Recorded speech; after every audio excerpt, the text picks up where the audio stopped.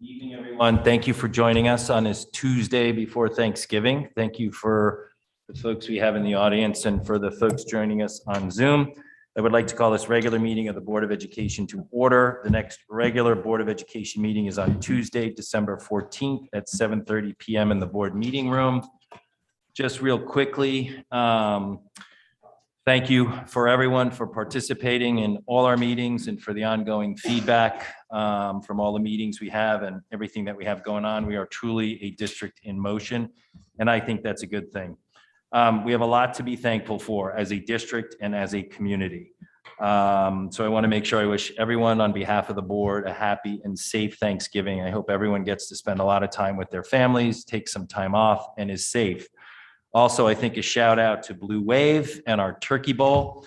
I am sure it will be a great spirited rivalry game as always.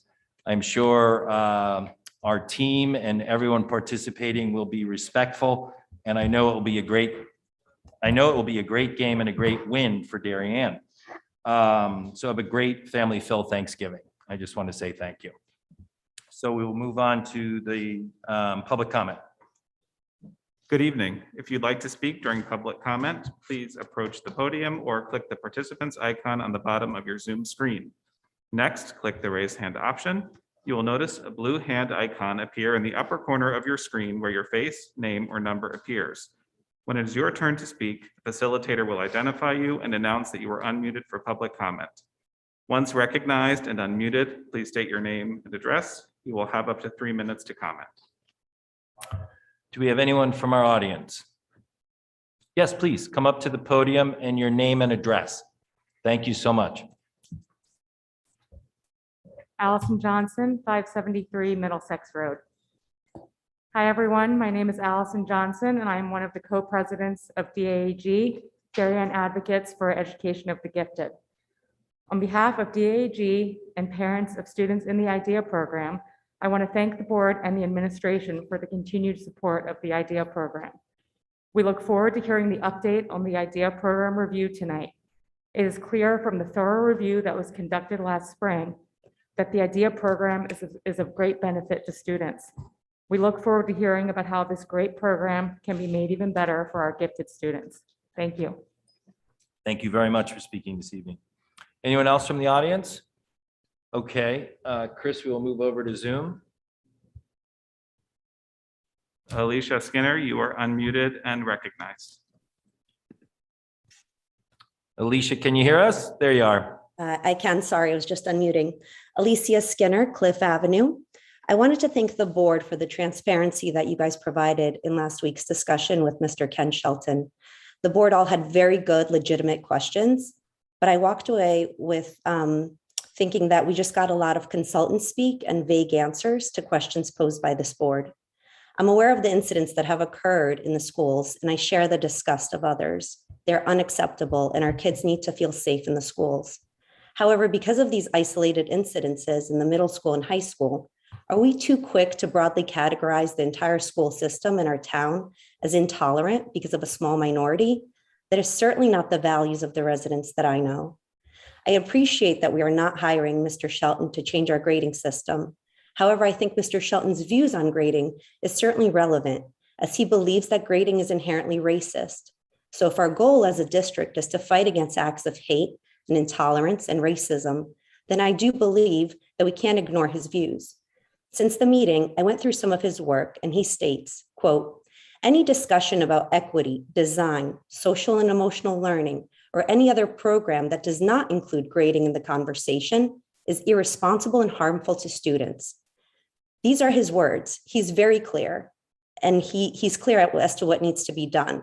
He goes on further to say, eliminating the traditional grading system is only where we start. And so while we are initially hiring Mr. Shelton in a completely different scope, it's not at all far-fetched to think that he may ultimately make radical recommendations and potentially suggest that we eliminate grading. And if the board and Dr. Adley don't agree with Mr. Shelton's views, then we shouldn't hire him, because he's very crystal clear as to where he stands. I also think it's important to note that he lives in California, and you'd need to fly him back and forth for meetings with our students and our administration, or meet with him on Zoom. And I just don't see how that's our best and only option. I think we need to better leverage the resources we have in our school system, the psychologists, the counselors who know our kids, who know our town. Another example of how we can progress, I recently attended my first DEI meeting at Tokenique School. I didn't know what to expect, but it was a group of parents who cared about their kids, who attended voluntarily to share ideas about how to address difficult topics with children. They shared books and other ideas. Best of all, there was no taxpayer dollars spent. There were no consultants. And frankly, I got a lot more out of that grassroots discussion than I did from Mr. Shelton's consultant speak last week. I think in a town where we have views that are so divided as to how to move forward, hiring a person with such controversial views like Mr. Shelton will only divide us further to the detriment of everyone, but most importantly, our children. I just think we need a more inclusive approach. Thank you. Thank you for your comments. There are no other hands at this time. Okay, great. Thank you very much. We will move on to the superintendent's report. Dr. Adley. Good evening, everybody. It's nice to see you on this special week. Big thanks to our Middlesex Quiz Bowl team and the staff for organizing and the parents for supporting that event. It was once again an excellent turnout, and they had over 50 students from Middlesex against various teams from New York, New Jersey, Connecticut, including Massachusetts. We offer our congratulations to all the students that did a superb job. And our Middlesex A team came away winners of the actual tournament. So congratulations to Matthew Del Vecchio, Roman Gagliardi, Maya Pujara, and Naive Shagal. So congratulations to them and to all the other participants. This is a long-standing tradition and a long-standing successful program that we have. Also want to say congratulations to the cast and crew of Theatre 308 for their Metamorphosis play that was put on with. It's just absolutely remarkable and just phenomenal and tremendous performance. We thank the staff again. I mean, also the army of parents, and I think Julie, you're part of that army of parents. Thank you. The arts are alive and well. Thank you and congratulations to our students. Parent conferences are coming up immediately after the break, and report cards will be sent out on Monday, this coming Monday. Cape Cap Convention has come and it has gone. Thanks to Mr. Tremberg and also Ms. McCammon for attending the Cape conference. The theme was Future Civility, Diversity, and Student Voice. At some point, maybe we get a wee update. Robotics will be up and running. The invitations will be going out to parents probably tomorrow, and the first meeting will be in December, so we're glad to be able to get the program up and running. That's an exciting opportunity. South Fairfield County Legislative Breakfast is scheduled for December 3rd. The board chair will be invited to that, and any other board members who would like to participate. Facilities Committee was moved from November 11th to Thursday, December 9th. We will be rescheduling the Policy Committee, and the first Curriculum Committee is tentatively scheduled at this point for December 2nd, but we'll be discussing an agenda for that. Want to also congratulate the kids, and there's excitement around the town, and wish them good luck in the annual Turkey Bowl, and take an opportunity to sincerely thank you as a board. It's been a long start of the school year too for you as board members, as you've dealt with a lot of issues. So I hope you take time to celebrate the holiday with your family and friends, as well the students, the parents, and the community members. We wish everybody a safe and a happy Thanksgiving holiday. Thank you. I will add that I got to meet all the folks, all the teachers participating in the robotics training this past week, and then got to see the finished product and how it all came together and how they each had built something and laid it all out on the floor. It was absolutely fascinating. And these teachers are just so excited to be part of this program and roll it out. But what they accomplished in a day with the trainers that had come in, I think the one gentleman was from California, and it was incredible. It makes me want to take the class. We'll move on to approval of minutes. May I have a motion to approve the following minutes? Minutes of the organizational meeting held on November 9th, 2021. Minutes of the regular meeting held on November 9th, 2021, and minutes of the special meeting held on November 18th, 2021. Mrs. McCammon, second by Mr. Maroney. All those in favor? That is unanimous. Thank you. Board committee reports. Mr. Sini. On Thursday, November 18th, the Finance Committee met. I was elected as chairperson at that meeting. We reviewed the fiscal 22 financial report through October, which Mr. Rudo is going to summarize later this evening. Based on the review and the discussion that we had at the meeting, the Finance Committee recommends that the board approves the 4 budget transfers proposed by the administration this evening. Thank you, Mr. Sini. Any other committee reports? Sorry. Good. We will move on to presentations and discussions. Dr. Adley, update on the school status. That's Ms. Kasuchi on the phone. I'm not sure if she wants to hear something. Thank you.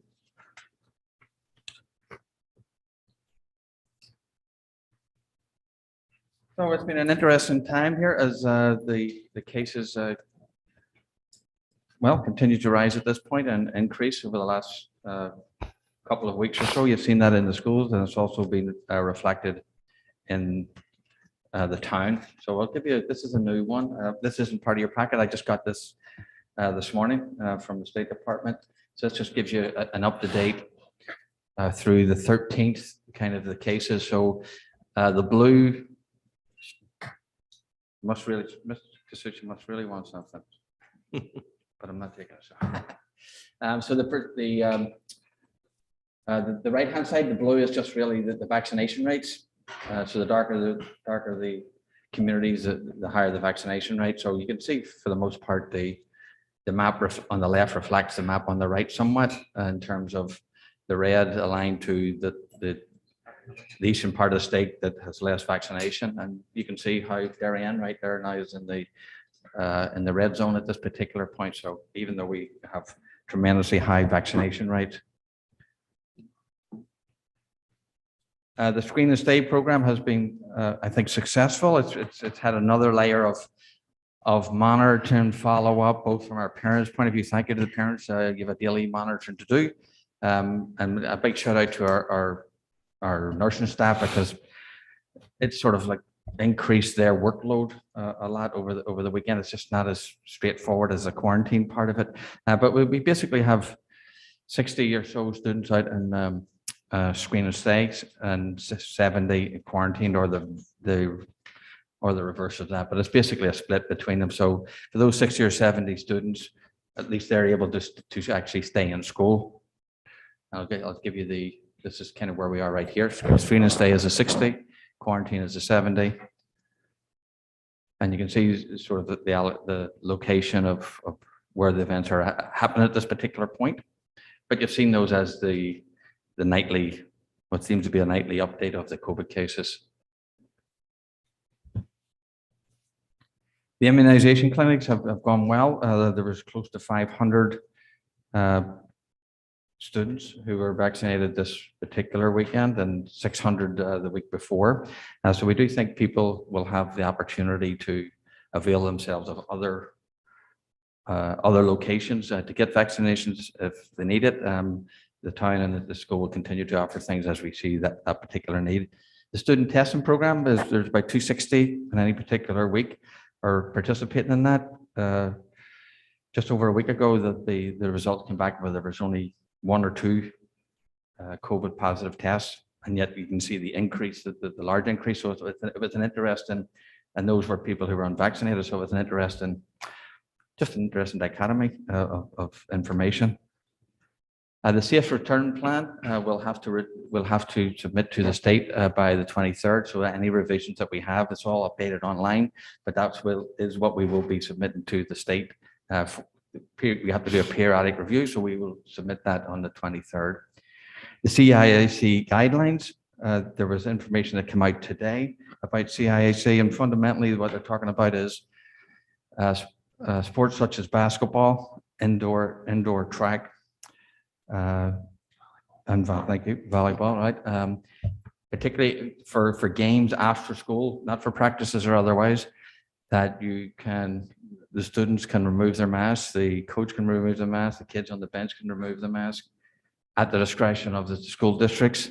I'm going to tell you something. None of this makes sense anymore. Right? I mean, forgive me for saying it like that. It's just a lot of it doesn't make sense anymore in terms of logically describing why that is the case. If you're vaccinated, if you're vaccinated and part of the team, you can do that. If you're not vaccinated, you have to wear the mask, which is another interesting optic. But if you're in PE class and you're a fully vaccinated class of 20 kids, and you want to play basketball, you still have to wear your mask. So there's a lot of, it's just hard to follow the logic. I mean, I said it tongue in cheek a moment ago, but now I'm saying it seriously. It's just hard to follow the logic. And this morning it's just, you can hear people trying to explain it, and you know when people are trying to explain something that doesn't just connect all the dots. Now, perhaps it's a strategy, which is the biggest thing would be to, this is the first in a step to maybe we don't have to wear masks, but we'll see what they say. But at this point, you can only do and enter this program and participate in this way after the winter break. So it'll be after the Christmas winter break period that you would be allowed to do that. So we have to still meet with our team, our medical team, to review this, because it also has implications for youth football and so on and so forth, and who follows the information, who gets all the information, coaches, so on and so forth. So we will do that follow up as soon as we get back, and more to come on that particular issue. And I think these are just your monthly update, but you can see the uptick there in November. This is for the town. So you can clearly see this. There's a different dynamic going on. Now, what happens because of travel and what happens because of the winter, so on and so forth, remains to be seen. But that's the update on COVID. Thank you, Dr. Adley. Board questions? Karen. Thank you. I don't have a question. I just have a comment that I want to publicly thank Alicia Skinner and Mr. Knopf and Dr. Adley for creating the vaccine clinics for the younger students. A few of us at the table have had a chance to volunteer at those of the past few Saturdays, and the parents that have chosen to vaccinate their children that way were very thankful that, and it was a very well run program. So thanks. Well, to all thank of us. them. Yes, you did. And thank you very much. Just to make the announcement that there'll be no COVID contact tracing just over the break here until the weekend, until we get to probably Sunday morning. You can still call the number and you still put it in, and then the nurses will pick up at the end of the weekend. I just listen, these people need a break as well. Good. Mr. Senior. Alan, just a quick clarification. You said 260 elementary children are now being tested on a weekly basis, give or take. Give or take. Are we catching some of these cases in those tests, or most of these cases coming out from the outside testing world? Well, there's only like two. We had Only two. is that Only what two you said? cases. Okay, thank you. Good. Any other questions, board? Good, thank you. Moving along, progress report on Oxridge School Building Project. Ms. Amy Samuelson and Mr. David Cravanzola. We have them. I see Dave. I see Luke. I see Amy. Great. So I think this is exciting. Thank you, Dave and Amy and Luke for joining us this evening.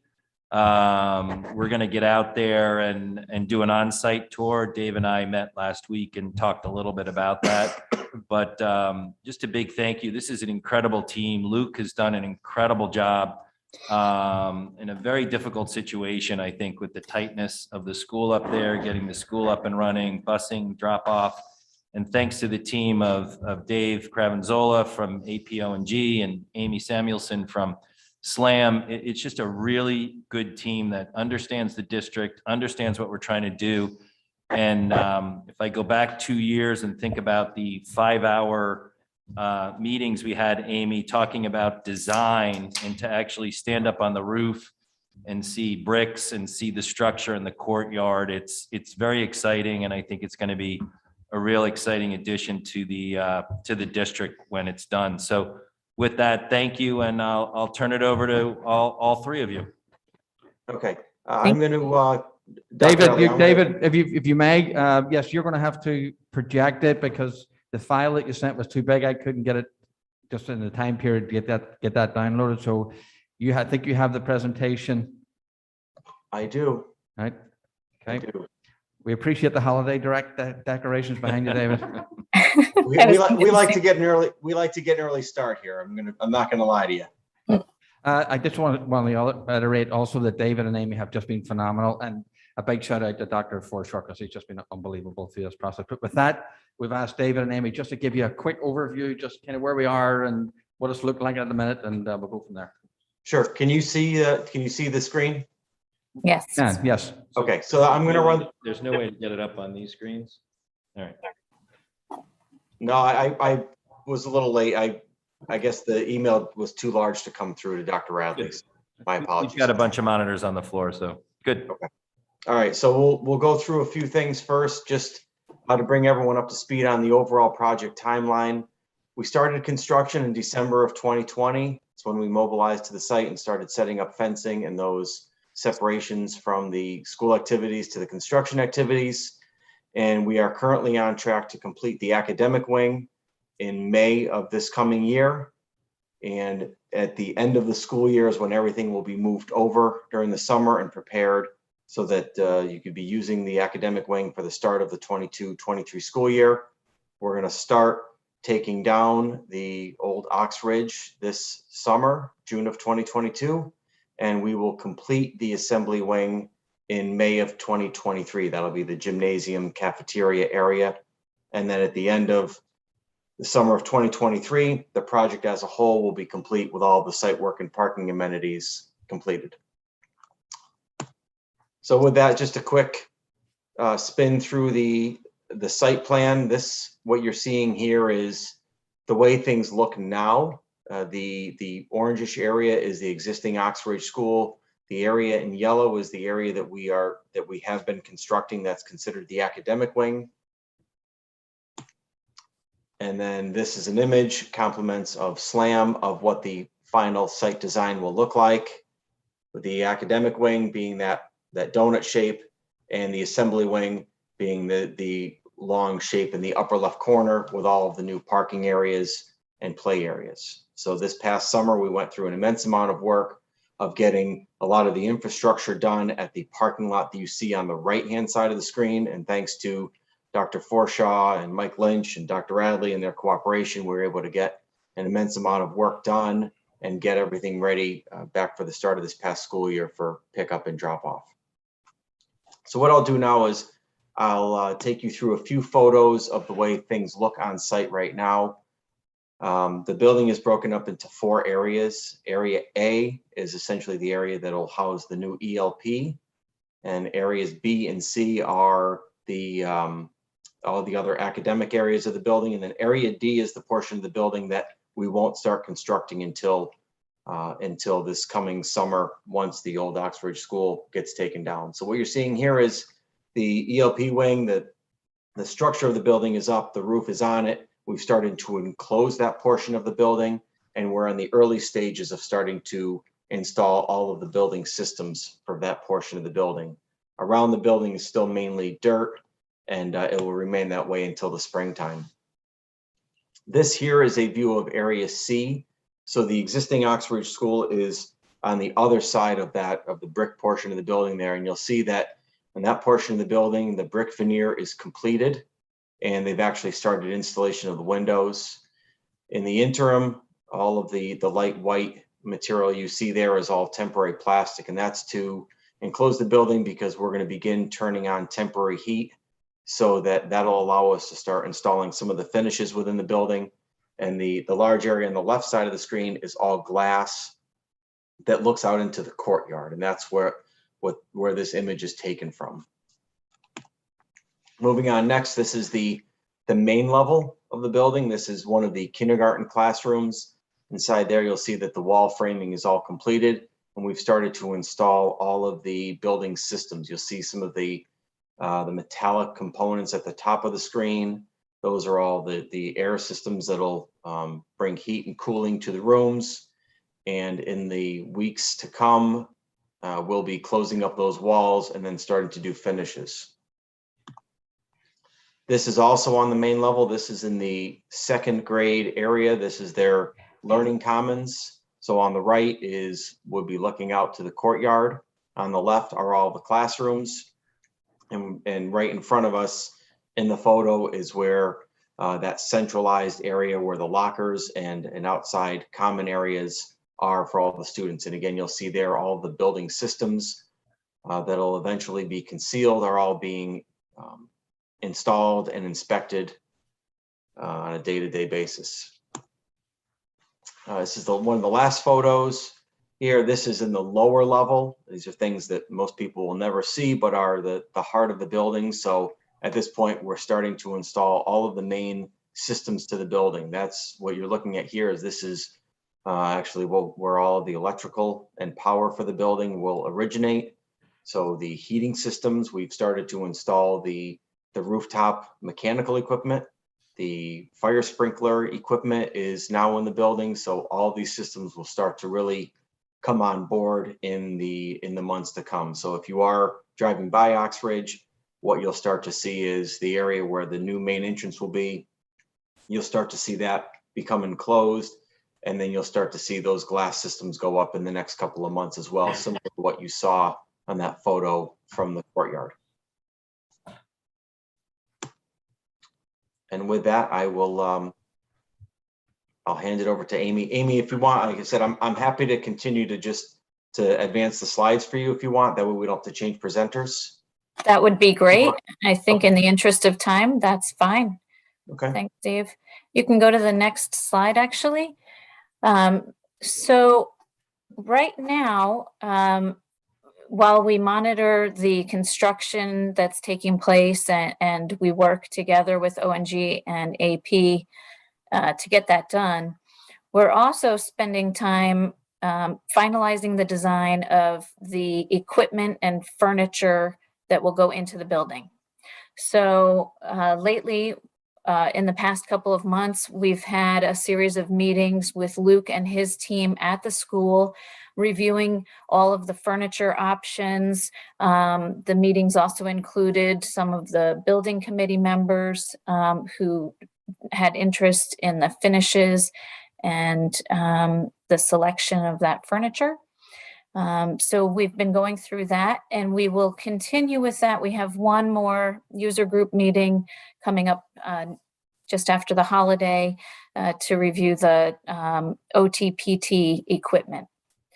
Once that's completed, you'll see on the list on the left of this slide, December 3rd through the 9th, we'll end up going back to the drawing board, finalizing all of our specifications and getting it ready to present both to your group, the building committee, and finally to the state of Connecticut. The state will need to approve all of our specifications for furniture and for technology equipment in two separate meetings called phase 2 and phase 3, although that doesn't coincide with the building phases. So don't let that confuse you. The state just has a different way of numbering things. We will be looking for approval from the building committee and then from you as the Board of Ed by way of a signature before we go to the PCR meetings with the state. I have requested a meeting with the state. They haven't gotten back to me yet, but I've requested a meeting anytime after December 15th. So you're correct, Dave, to go ahead and move forward.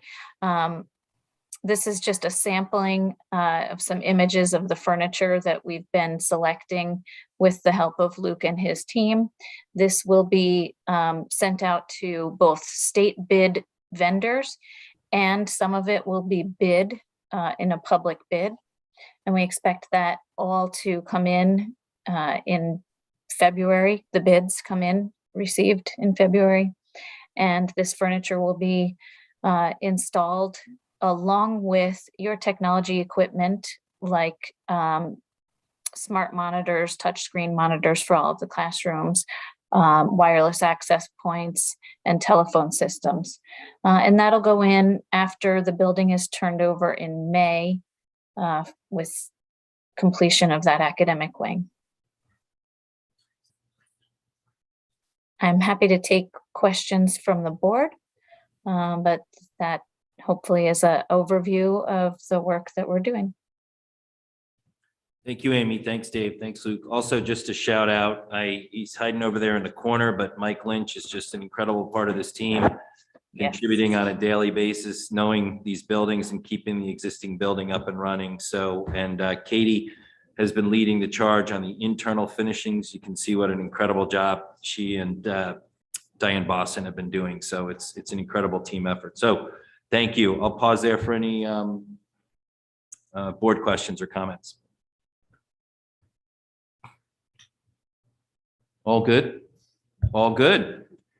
Thank you, Amy. Thank you, Dave, and thank you, Luke. Thank you, guys. Thank you very much. Is there any need for us to stay on? Absolutely No, not. no. Just wanted to ask to make sure. Happy In that case, Thanksgiving. happy Have some hot Thanksgiving. mulled cider next to your tree. Yeah, right. Happy Thank Thanksgiving. you. Good to see you guys. Bye-bye. Thank you. Moving along.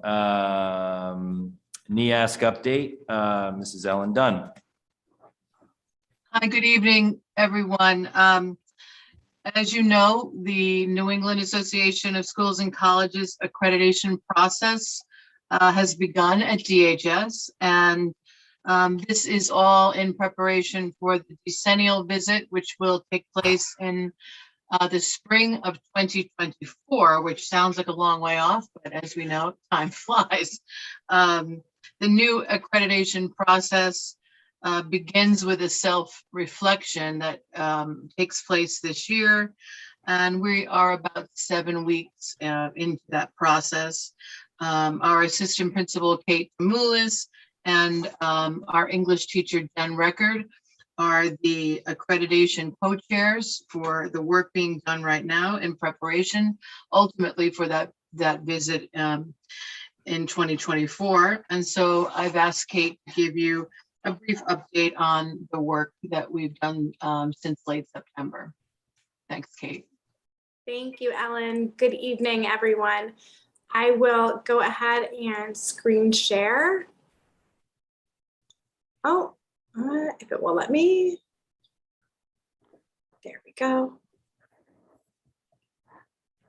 So as Ellen said, NEASC has updated their process for accreditation since the last time that Darien High School went through the accreditation. As I shared with you when I met with you in the late spring, the process begins with a self-study. As I said, it focuses on self-reflection, and that is where we are right now in our process as we work towards our collaborative conference. Since I last spoke with you, we have received our date for our collaborative conference, which will be April 4th and 5th this year. Following that collaborative conference, we will implement a growth plan based on agreed upon areas of priorities from the standards from NEASC. That will last us through the 2023 school year, at which time we'll begin more self-reflection and work towards our summary report, culminating in a decennial visit, as Ellen said, in the spring of 2024, which is when the accreditation takes place. In addition to updating the process for accreditation, NEASC has also revised their standards. So they have gone from 10 standards for accreditation to 5 standards. And those standards are student learning at the forefront, followed by learning resources, learning support, professional practices, and learning culture. So our action steps as we self-reflect on those standards are first to conduct a community survey, which we have completed. That survey was given to us by NEASC. Then gathering additional evidence. And now we are in the process of analyzing all of that evidence to self-assess on the 5 standards, which is broken down into 32 principles. We will work on our self-reflection report and begin to plan and host our collaborative conference, as I said, in April, following which we will develop our school growth plan. So our self-reflection committee is meeting on our PLC mornings at the high school. You can see a picture of them at our most recent meeting. We have an enthusiastic and strong committee representing Darien and Darien High School. The self-reflection report that the committee generates and starts with a school and community summary and is followed by a look back, which summarizes the work that the school has done since the last accreditation visit, the current conditions, which speaks to those 5 standards, capacity for continuous development, growth as a learning organization, goals and vision for the future, priority areas for NEASC school growth plan. I did ask one of our teachers, Steve Leet, who is both on the Self-Reflection Committee as well as recently attended a decennial visit at Massac High School, if he would share a few words with us. He said, "Going on a NEASC visit is the best professional development to be found. The process has been streamlined in a very effective way to identify and support a school. In my visit to Massac High School, I saw that the vision of the graduate is and should be truly at the center of everything. Curriculum, instruction, assessment, of course, but also staffing priorities, community relations, professional development, and PLC planning, and many other aspects of the school's policy and practice. As a self-reflection committee, we had the opportunity to examine how all parts of the school work together. Through this process and our collaborative conference, we had the opportunity to identify meaningful areas to work on." So thank you. That is the work that we are doing at THS. Thank you very much. Thank you both. I will open up to board questions, comments. Mrs. Best. Hi, thank you for the update. Could you just give a brief description of what exactly a collaborative conference is or what that looks like? Sure. The collaborative conference visit team is a few individuals who will visit DHS over the course of 2 days. They will have a tour of the school. They'll meet with teachers and students and other groups identified by NEASC. And after that, they will generate a report back to us, both on our standards and our areas of growth that we've identified. Mrs. McCammon. Thank you. Great. Thank you. Aaron. Thank you for the update. I'm just curious how the self-reflection committee was formed. How were those people chosen to be on that committee? Volunteers. Any other questions or comments? Great. Thank you both for joining us this evening, and thank you for all the hard work that goes in doing this, from preparation to the long timeline ahead of you. Thank you very much. Thank you, Thank Kate. you all. Happy Thanksgiving. Have a good Happy Thanksgiving. Thanksgiving. Thank you. Thank you. We will move on to further discussion and possible action on proposed new courses for Darien High School year for 2022, 2023. Mr. Tranberg. So the memo from the last meeting is in your packet. It includes the new proposals as well as changing to existing courses. I think Mrs. Dunn will hang on if there are any questions following those presentations from last time, and I'm glad to address any questions as well. Any questions? Yes, Mrs. Ackman. I think this is just for the administration. Does the change in digital journalism have any effect on the current contract? The current teacher's contract? Yeah. No, it does not. So the asynchronous days will meet the standards that we had set. Okay. Any other questions or comments? All right, we will move on. May I have a motion to approve the proposed new courses for the Darien High School for the 2022-2023 school year as discussed at the November 9th Board of Education meeting? Mrs. McCammon, second by Mr. Maroney. All those in favor? That is unanimous. Thank you. Thank you, Mr. Tranberg. Thank you, Alan. Thank you. We will move on to curriculum update, talented and gifted. Mr. Tranberg. Good evening again. Yeah. So I have an update on our gifted program evaluation from last spring. So I'll talk a bit about our steering committee, the topic of math acceleration, the middle school schedule, and the high school achievers program. And again, this always connects to our vision, mission, and core values. This is a list of the members of the Gifted Education Steering Committee. You might recall that every section of that evaluation last spring had considerations and commendations, and all of those were prioritized into one page of the most important considerations and recommendations. And the first one being, we really needed a steering committee that would help guide this work. So we've started that steering committee, and these are the members. The first thing that those members did was review all of those, review the whole report and look at those commendations and considerations again, and really prioritize what was most important. And no surprise, because this is what resonated with many of us in our discussions. Of course, considering the needs of the whole child, which is not only their academic success and they're working with like-minded peers, but also social emotional learning needs. The idea of math acceleration at the elementary level, and I'll talk a bit more about that in a moment. The middle school schedule and providing students access to their time that was not during flex. And also considering the credit threshold for achievers and a means to expand those offerings. So some of these are familiar because we actually addressed that last bullet through the process that just got approved as a consideration for our last year. And at that time, it was more information is needed. And we're still in a place where we're trying to get all of that information to make the best decision. And I'll skip over the shock float for right now. But our elementary math acceleration, it's important to point out that this topic is not limited to gifted education identification. This just happens to be the vehicle to where it came through and surfaced, in part because we had student focus groups. And through those student focus groups, they were of the disposition to really share that where they would like to be more challenged is in math. In all of the parent surveys that we've received during the process as well, this came up as a topic.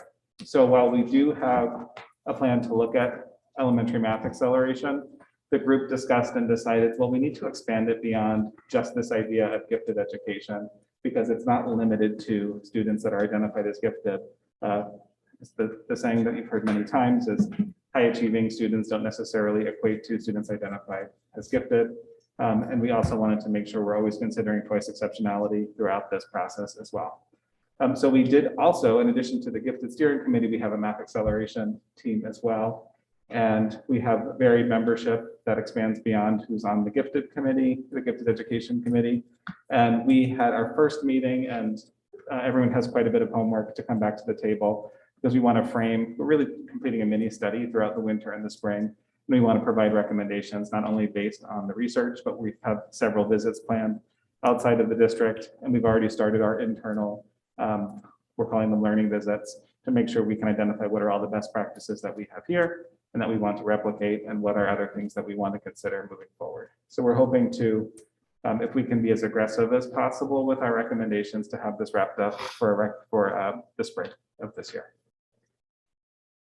The Middlesex schedule, this is also a familiar topic, looking at creating some elective offerings, because there is some room in the schedule to do that. That will not come with a cost necessarily. And one of those elective offerings could potentially be time for students to be in this program, to be in an elective course. So the Principal Rodriguez is looking at these options now, and I don't want to say too much more because I know she's working hard on it to make sure she can propose something that will work for the school. And as far as achievers at the high school, so we are also looking at the credit threshold. It's a half credit course, and we discussed the potential of it being a full credit, also pass fail versus a letter grade. The big topic that came from the report, you might remember, is opening up access beyond students identified. It's almost like a mini, it's like a mini practicum that students complete throughout that freshman year. And we talked about exploring the possibility of an application process to be in the class if students have an area of passion that they'd like to explore deeply in their freshman year. And the other piece that was a recommendation was, within this course, within these topics, can there be an aspect of service learning? So those are our focus areas as we're working on that this year. And as you remember, there were so many recommendations or considerations and commendations. Those aren't all of the things that we have to work on, but those were those that are prioritized. And we also discussed the importance of how does SEL fit into the picture, looking at identification processes, specifically identifying students for talents, not only their academic giftedness. And I will leave it at that, and glad to answer any questions. This is very, very exciting work. The committee is excited, and so is the math group as well. So very focused and happy to do the work. Thank you, Mr. Tranberg. Board questions. Mrs. Worm. So I'm so happy to see that you're actually looking at math acceleration. It's something we've been asking for 15 years, maybe longer. You talked about the middle school schedule. Is that going to be instead of the lunch pullout? That's the idea. So when we talk to, not only in the parent surveys, but the student focus groups, they did not love giving up their lunchtime and sometimes their flex time. Yeah. To get the That's great. services. I'm so glad that, another thing we've been asking for years. So great to see it. Thank you, Mrs. Warren. Any other questions? Great work in progress. Thank you, Mr. Tranberg, Mrs. Achman. Sorry, we did hear the consideration of half credit to full credit last year. So if that's to come again, can you just make sure that we know what's different? Because we voted on it last year. So what's different, what's changed, what's learned, just so we have, if it comes back to us as a consideration, we understand it fully. I will promise you that. Thank you. Any other board questions? Well, thank you, and thank you, the committee, for all the hard work being done on this, and we look forward to continuing to get updates. We'll move along. Update on 2021, 2022 board goals. Dr. Adley. Yes, they are as you see them, and these goals sort of complement the district strategic plan in many ways, so some overlap a little bit. And this is the first of a series of updates. You generally get 3 updates throughout the year on the board goals. I'm not going to read through them, to be honest with you. Just the big highlights to support the district's return plan. You've seen that on a regular basis. You know that intrinsically for the most part. I've listed a few things. If you want to list some more, these are board goals, so I invite you to participate in that particular process. The rigorous teaching and learning across the district. So from today's discussion on talented and gifted to other discussions about establishing a curriculum subcommittee and so on and so forth. You can see how we've addressed that, or it's only November, right? So we're certainly a lot of work to do and a work in progress. The strategic plan, we've had a number of updates. We know that intrinsically, and we could probably add things that we've done here too, but I'm just going to let you read them and then you can certainly comment on them. Advancing the district's elementary school project. So we've just had the update today and we're well on our way with the other projects for the other schools. Policy audit, we've had many discussions about that, that it's been essentially completed. So we're in the process now, a regular process of updating policies. District communications continues to be a work in progress, and we've shared some things that we're doing in that capacity. I'm sure we'll continue to work on that.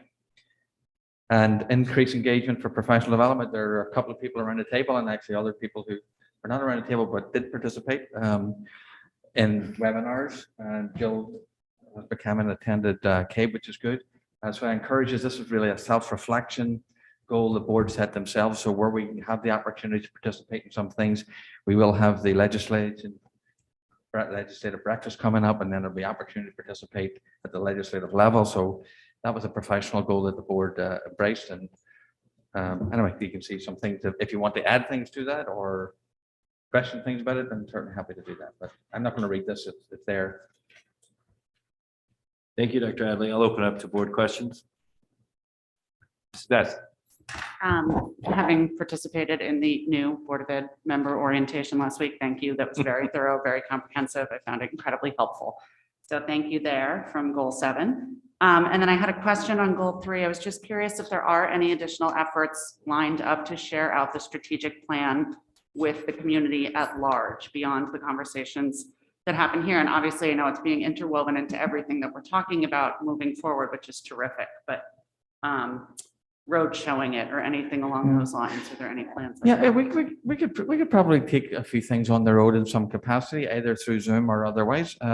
I try on the weekly update to now take a piece of each piece moving forward. So the next one will be, when we come back, will be goal number 1 and try to talk about that.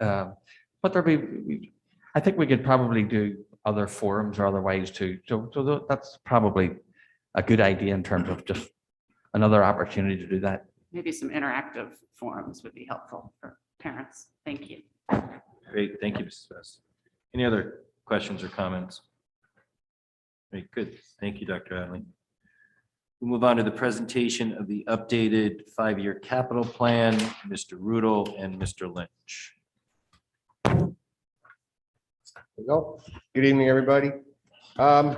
So we have the capital plan in front of you, and as you can see, it looks a bit different from previous years. It's been streamlined quite a bit because any project that was felt could be incorporated into the removal of the portables and expansion of the school buildings was folded into that project, removed from this. We also got rid of naming things priority 1, 2, and 3. And we've anything that's in the first year, we're considering that a priority 1. And then the other items in the next 5 years are priorities 2 and 3, et cetera. So we did try to keep the dollar amounts year to year to be fairly constant. At the last minute, we took out money that had been put in for library renovations at some of the other buildings, figuring with the size of the money, that would probably become a town project. So you'll see the third year of the capital project looks way lower. That's why if we hadn't taken that out, it would have been actually higher than any of the other years. So I'm ready to answer any questions anybody has about any individual project, or you can wait till the March tour. Thank you, Mr. Lynch. Thank you for the detailed work and just for going over the fact that we've kind of moved a lot to the renovation projects that are ongoing. So thank you very much. Mr. Brown. I just want to say thanks, Mike, for the format change. It's very, I like the layout. Really appreciate your effort on that. You're welcome. I appreciate the level of detail in the, when you bulletproof out why it's important. I think that's helpful. So thank you so much for that. Mr. Lynch, I will ask, we're still down 3 trucks that when we get them based on manufacturing, right? Yeah, I actually, Mr. Rudel and I were talking about that this evening earlier, and we hadn't heard anything. And then I got an email from Carl Chevrolet, who was one of the winning bidders for one of the vehicles. And he said he has still not heard anything from GM.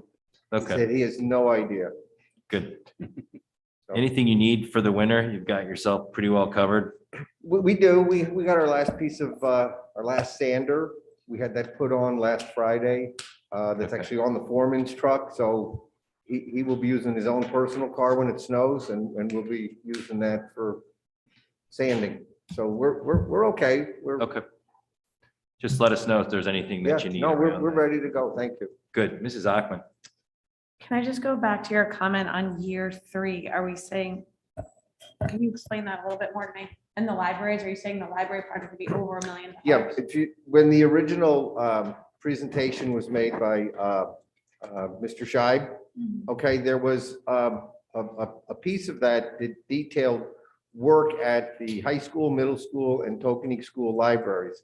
It was not as comprehensive as the work needed at the other 3 elementary schools. And so it was, when we look at the dollar amount, it goes over that $1 million threshold, even if we did each building as a standalone project. So when it goes over the $1 million threshold, it goes to the Board of Selectmen for a building committee. So we just felt it wasn't appropriate to have that in our budget. If it was going to, like we never put in the budget building Oxridge School. Makes perfect sense. I think Yeah. you did the right thing. We should probably revisit those $1 million projects like the libraries. It's all right. But it makes perfect sense. Thank you. Okay. Any other board questions or comments? Good. Thank you, Mr. Lynch. Thank you, Mr. Thank you, Rudel. Mr. Lynch. Thank you. Happy Thanksgiving, everybody. You too. Thank you so much. We'll move along. Discussion on October 2021-22 financial report and possible action on budget transfers. Mr. Rudel. This is the financial report through October.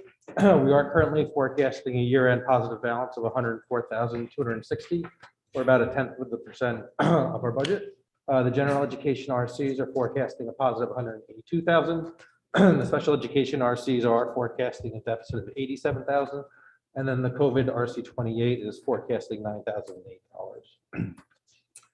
These are our COVID and ARP expenses. In total, it's a little over $1,034,000. The 9,008 is what has hit our operating budget. And then we have the breakdown of the grant, which is for staffing, facilities, technology, and contracted service. Overall salaries are a positive variance of 152,000. It's primarily driven by salary savings for turnover, some student interns that were not able to be filled, some clubs that are not running, and a portion of budget control that hasn't been used. Operating is forecasted at a deficit of just over 92,000. We do have a recommended transfer for athletic transportation. Due to the bus driver shortage, we have had to contract out to some private charters to fulfill some athletic transportation. We are trending positive in legal fees. The correct partnership fee came in under budget due to the state grant. We did put in the forecast the potential expenditure of the DEI consultant. And then we have some deficit to contracted speech due to some additional staff out on a leave of absence, and then out of district transportation. Fixed is a positive variance of just over 50,000. Utilities continue to trend positive at a positive 42,000. And then we have some small positive variances in property insurance, workers' comp insurance, and student accident insurance. Revenue is forecasted at a slight deficit of just over 5,000. Field rental revenue has exceeded budget already for the year, and then ELP tuition is down about $29,000, which is slightly above the previous month, as we have had a couple of students classified to special education. Overall, we do have 4 transfers recommended. The first is for transportation for $24,300. This is for some transportation tuition agreements. We are recommending taking the funds from the vacant student interns and some turnover savings. Another $10,500 for the additional month of no third Suburban. The third Suburban has been acquired, and the driver actually starts a week from tomorrow. And then contracted speech for $34,000. We do have 2 additional SLPs who are out on the leave of absence, which is an increase of 2 from the previous month. And then athletic transportation, $26,826. And this is due to the driver shortage, and we've had to contract out trips at a higher rate for cross-country, golf, soccer, football, field hockey, and volleyball. We are recommending taking those funds from savings and athletic training, intramurals, and the YMCA agreement. Thank you, Mr. Rudel.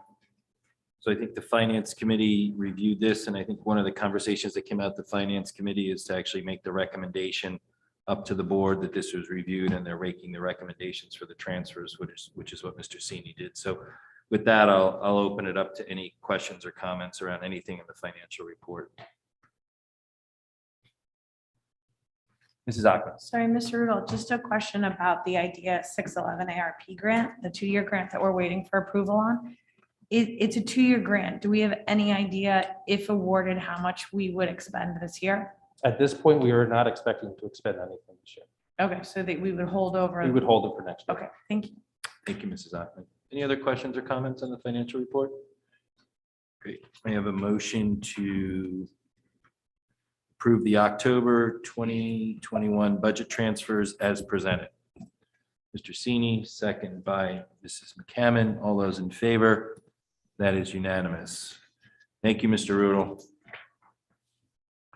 We move along to discussion to update on the 2022-2023 budget. Dr. Adley. Yes, thank you, Mr. Schemberg. So for people who haven't gone through this process before, this is a preliminary look at things, ideas, priorities, considerations that might be in the budget and that are certainly under consideration right now. First of all, we have a full month to go for the administration to work out what it would like to bring forward. And certainly we have issues to actually address under some of these items and others. So I'll make a few just background sort of disclaimers. One, things in here may not end up in the budget. There may be other things that do end up in the budget. This is currently the status of some discussions and some considerations that we are considering. Everything in here is not just an add-on. So some of the things that I'm listing may actually be in the base budget per se that we currently have. It may be added on, or it may be added on, but there's been some reductions in other areas. So it just gives you a sense of the types of things that are in the budget per se, but again, not all new items and not all necessarily to remain in the shape it is. So I deliberately haven't got monies attached to these particular priorities. It is in the 5-year outlook, but for the sake of this discussion, it's just to give the board wanted early in the process some ideas of some concepts that they might be seeing, unless if they want to comment on them or otherwise. Probably in a better shape by the next meeting, but the next meeting doesn't give you sort of a lead into the the budget process, so to speak. That's nearly too close. So it's just a wee status update of where we are with this. Some of these should not be new news to the board. And some of them may. There may be other things that are not in here that would be, would make the budget. So the new course offerings, I'm not going to deliberate it. It's a length. You've heard them, you've passed them. Appreciate that. Middle school new course offerings, we've had that discussion. Curriculum software, which is essentially a warehousing piece of software to make curriculum alive and accessible, interactive, transparent to anybody who wants to look at it or otherwise. And that would come through the curriculum office. Our K to do reading college units, those are the next units of study for reading. And they're aligned to the science of reading. Each district has to submit to the state what its reading curriculum is. And so we will be aligning it to the Teachers College K to 2 reading units. Open choice you see, we've sort of started to frame these around the strategic goals. Open choice, we've discussed. Diversity, equity, inclusion support at some level, in some shape or some form. We're going to need to support this initiative moving forward. The school psychologist at the high school, we flagged this last year when it was on the grant, and we suggested at that point that indicated that this one might actually come through the budget process, and you see it here. Strategic goal 4, expanding the professional capacity of the staff. Professional development includes the following there. You can sort of make your way through those.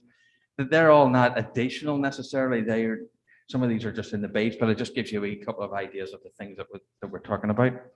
Teacher leadership opportunities talks to you about an opportunity at the high school level to support low-level discipline, and also testing program and potentially a student activities program. So I'm just looking at ways of actually giving our staff experiences in these areas as they grow professionally. It's still a wee bit there's a lot of work in progress at the moment. The teacher in residence is in the base. We have to. Can I tell you something, that this is one of the most encouraging, uplifting programs. Our teachers have done a phenomenal job. Our teacher residents who are actually here, the teachers themselves, both the mentors and the teachers, are just phenomenal. They have led the way in many ways. That they have. The CRACK program has sort of profiled the Darien program. Luke participates also as a principal and has done a wonderful job with our staff. It's a joy to behold. And at some point we might just have to give you a wee update on this, because it's just a phenomenal program. So the suggestion there is we would stay in that program, and we would continue to bring another 2 teachers through the process. Oops. No, missed it. No. You good? Am I good? Oh, yeah, I'm good. Sorry. Well, that's why I need communication support. So I have this in at the moment. It may not last in it. What is it currently? It currently represents a person. So I'm just saying what's in the actual, 2023 budget. When you see the 23 budget in a moment or two, that doesn't mean to say it's going to last like that.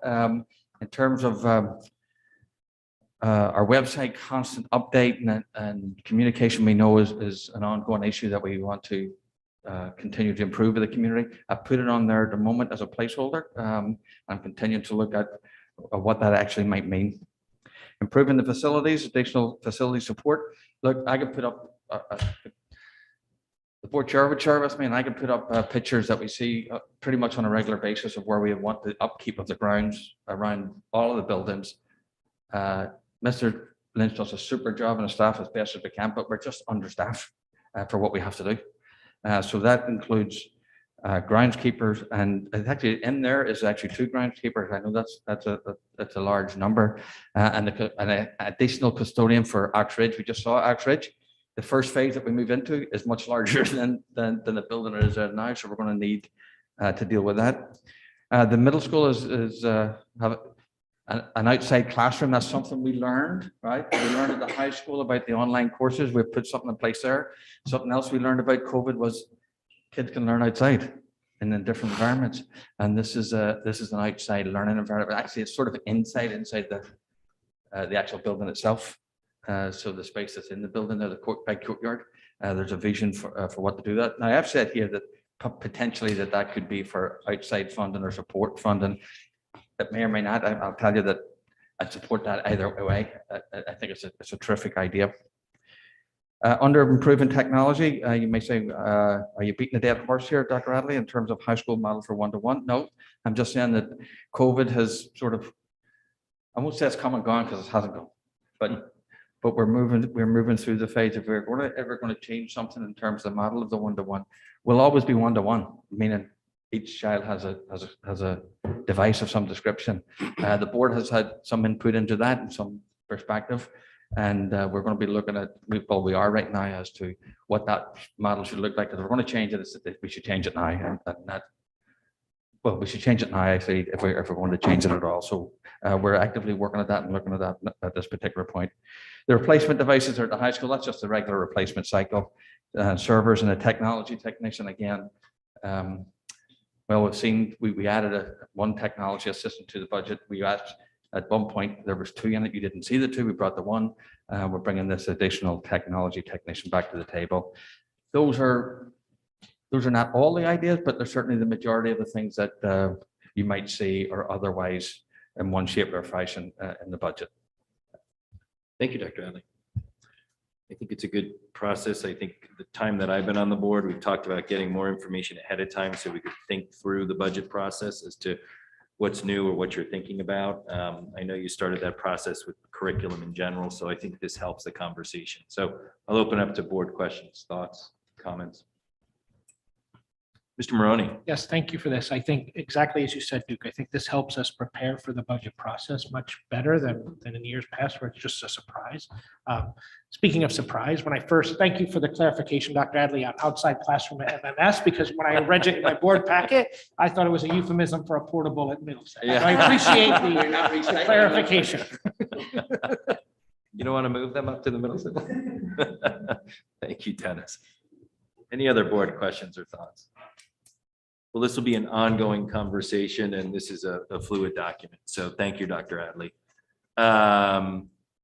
We will move over to presentation of 5-year budget projections.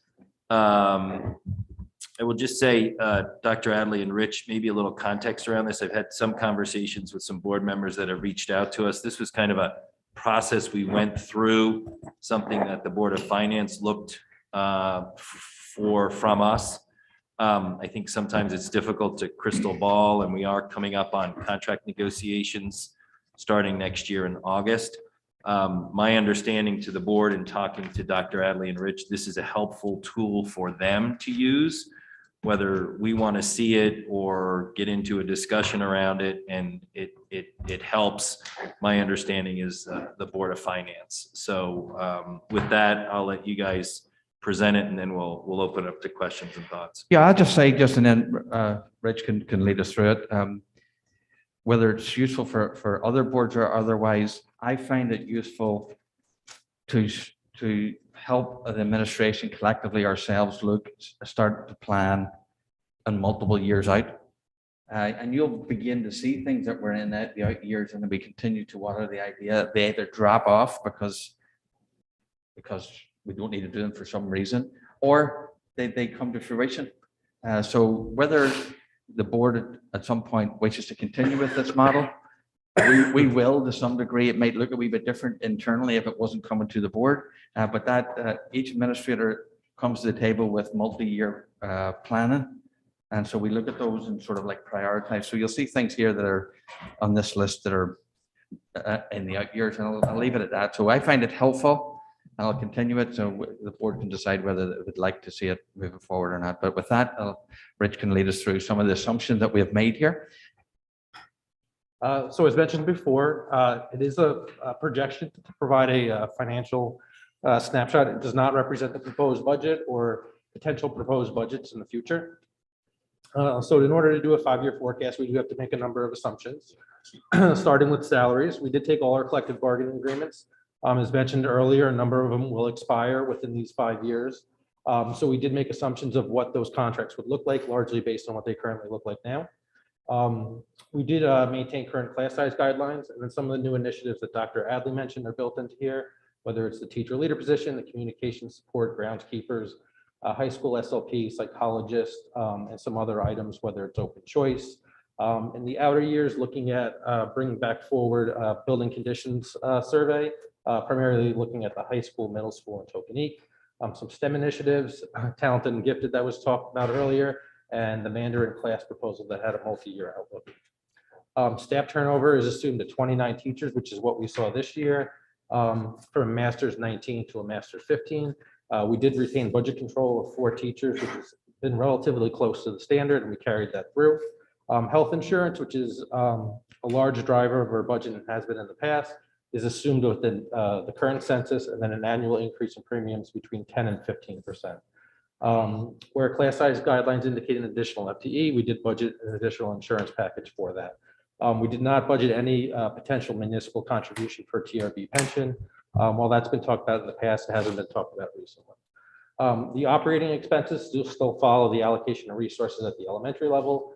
We did look at out-of-district tuition, and we aged out students when appropriate, and then assumed certain increases in outplacements based on knowledge that's known. And then contractual increases for things like software have been included in the 5-year projection. Transportation, we did leave the bus that was added a couple of years ago for Fitch Avenue, Rancho Road for all of the 5 years.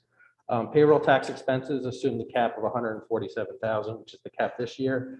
Some of the driving costs that you'll probably see in the upcoming budget is inflation related to utilities. Our rate lock does expire in June 30th, and so we are assuming a large price increase of $2.85 per gallon, and then natural gas increases of about 20%, which is expected due to supply restrictions and inflation. Electricity demand is built into the model, as well as some savings associated with the solar panels that are expected to be installed at Henley, Holmes, and Oxridge and Royal. Technology equipment is based on the replacement cycle. And then when appropriate, we did assume a reimbursement rate of 75% for each of the years. We did assume a 2.5% price increase for ELP tuition, and the existing technology shared service agreement remains in place. We did project forward the enrollment. Elementary enrollment, it looks to increase by about 22 students over 5 years. Based on where those students are enrolled, it's a net increase of 7 FTEs in the elementary across those 5 years. If we look back previously, last year we did forecast about 4.5%, and we ended up with a budget of 4.03. So this forecast does assume a number of 4.57.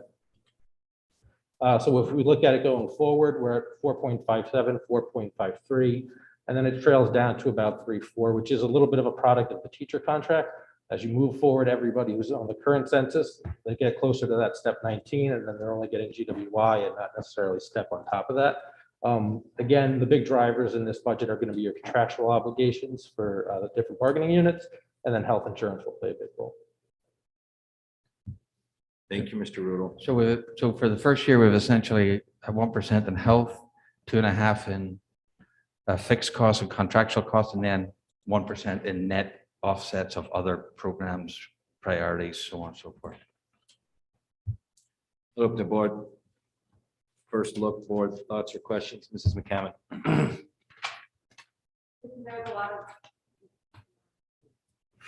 There was a lot of discussion last year about health insurance and where the cooperative. Can you just remind us of where you got us last year and what's going on this year? Sure. So we pooled together with about 13 different communities, not just boards of ed, but municipalities as well. So we had a rate cap last year of 7.95%. We don't have a rate cap this year. Our claims are not good this year. So initial guidance is that health insurance is going to be a large increase. We have put our health insurance plan out to bid to see what it'll look like. We expect that to come back probably in early to mid-December. Part of the issue we have this year is we just have a large number of large claims associated with a small group of people, which is putting upward pressure on those claims. If we look just at the first couple of months of the school year, Anthem, who's our provider, is losing about 25% every month, insuring us based on what they actually have to pay versus what we have as a premium. Thank you, Mrs. McCann. Dr. Adley. I'll just to give this the report we sent to the scope of some of the challenges before is even in this model, there's built into this model a reduction of probably close to $300,000 that we'd have to make up just to do some of the stuff that we said we might want to do, and with the numbers that we have at the moment. So that's kind of the challenge that we're looking at moving forward. Any other board questions or comments? Mrs. McCammon. Just a comment. Thank you. I appreciate the model, but also I appreciate how you delineated all the assumptions. It's very easy to read this year. Thank you. Thank you, Mrs. McGowan. All right, we will move along. Thank you. We know we'll have a lot more conversations around all of this, but thank you for the presentations and kind of giving us a preview. Further discussion and possible action on proposed revisions to Board of Education Policy 9350, quorum and voting procedures, and proposed new policy 1310, school security and safety. Ms. Sion. So the only addition is clarification on what a personal interest is in policy 9350, that Mrs. Ackerman's question. And as it says in the memo, it has to be something direct and substantial. We assume that you're all on the Board of Education to make the schools better. So it has to be something that affects you directly and substantially. Thank you, Ms. Thank Sion. you for the clarification. Good. Any further questions or comments? I know we've reviewed these and you've had time to look at them. So we'll move forward. May I have a motion to approve the proposed revisions to Board Policy 9350, quorum and voting procedures, and the proposed new Board Policy 1310, school security and safety as presented? Mrs. Achman, second by Mr. Maroney. All those in favor? That is unanimous. Thank you very much. Marge, we're back at you with the personal action report. And the resignation of 2 special education paraprofessionals. Just quickly, Marge, how are we doing on hiring openings? So the good news is that in December, some kids graduate, and so we've had a slight uptick in applications, but it's still very difficult to find teachers, and we keep trading experienced teachers among school districts. So Okay, thank you, Mrs. Best. Mrs. Parent.